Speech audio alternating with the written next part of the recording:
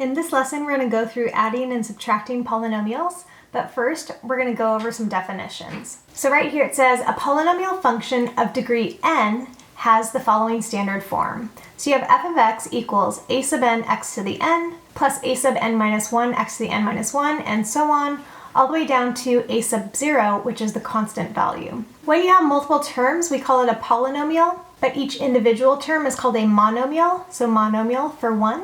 It says right here, a monomial is the product of a number and one or more variables with whole number exponents. So that's going to be important. Whole number exponents meaning 1, 2, 3, 4, and so on. The degree of a monomial is going to be the sum of the exponents of the variables. So you'll add up the exponents and that will give you the degree for your monomial. And a degree of a polynomial, it's going to be the highest exponent. When you need the leading coefficient of a polynomial, you find the term that has the highest exponent, and it will be the number in front of that term, or we call it the coefficient of that term. This example says identify the monomials. This is going to be a monomial because it's one term and the exponent is a whole number. This guy's also a monomial, it's just one term. This term is also a monomial.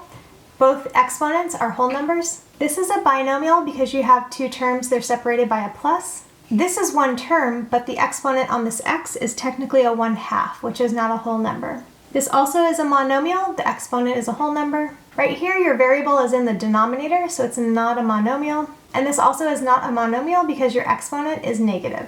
This example says, consider the polynomial. You have x squared plus 5x cubed minus 7x to the 4th plus 2.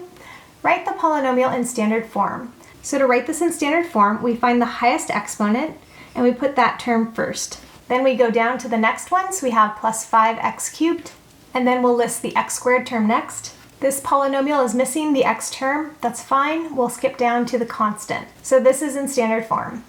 Part B says identify the degree, so you look at the highest exponent and that's the degree. The leading coefficient is the coefficient on the term with the highest exponent, so that's going to be -7. This example says add the polynomials. First thing I just want to check, is there a number in front of the parentheses?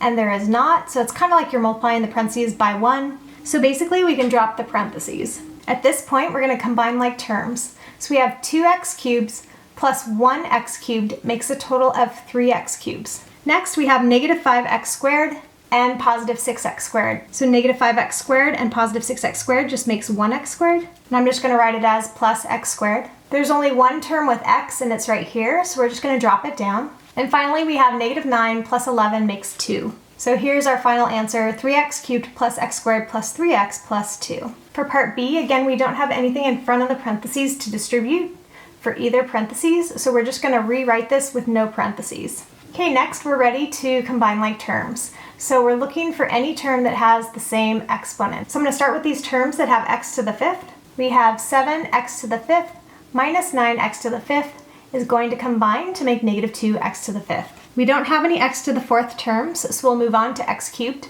-16x cubed and positive 1x cubed makes -15x cubed.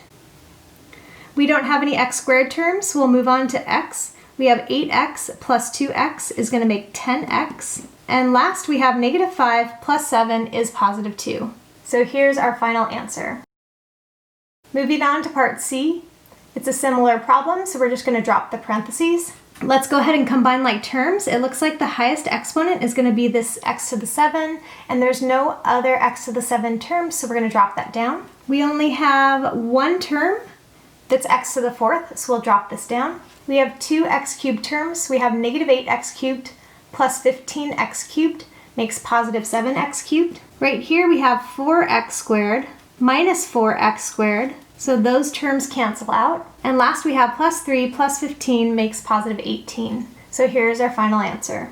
Part D, also we don't have any numbers to distribute, so we're just going to rewrite without parentheses. And for this problem, we're going to drop down this 2x to the 11th. We're going to drop down this positive x to the 6th. We're going to drop down the 8x to the 4th. Finally, we have two terms we can combine. -4x plus -1x makes -5x. And we're going to drop down our constant. And there's our final answer. This example says to subtract the polynomials. So right here we have nothing in front of this parentheses, so we're just going to drop the parentheses on this first polynomial. The second part has a negative in front of the parentheses, so we're going to take the negative and we're going to distribute to all three terms. So when you do so, you get -5a squared plus a minus 3. And now this problem is similar to the previous problems. We're going to combine like terms. We have 4a squared minus 5a squared makes negative a squared. Next we have 9a plus 1a makes 10a. And finally, negative 12 minus 3 is negative 15. So here's our final answer. For part B, again, you have no number in the front, so we're going to drop the parentheses on this first polynomial. On the second polynomial, we're going to distribute this negative. And now we're ready to combine like terms. First, we have negative 8x to the fourth and negative 12x to the fourth, making negative 20x to the fourth. Next, we are going to drop down this 5x cubed and combine the x squareds. Negative 3x squared and positive 2x squared makes negative x squared. And last, we're going to combine these constants. 12 minus 7 makes 5. So here's our final answer. We're going to do the same thing on this last example. We're going to drop the parentheses on this first polynomial, and then on the second, go ahead and distribute the negative. At this point, we're going to combine like terms. So you end up getting 28x to the 7th minus 5x squared minus 24. Thanks for watching, guys!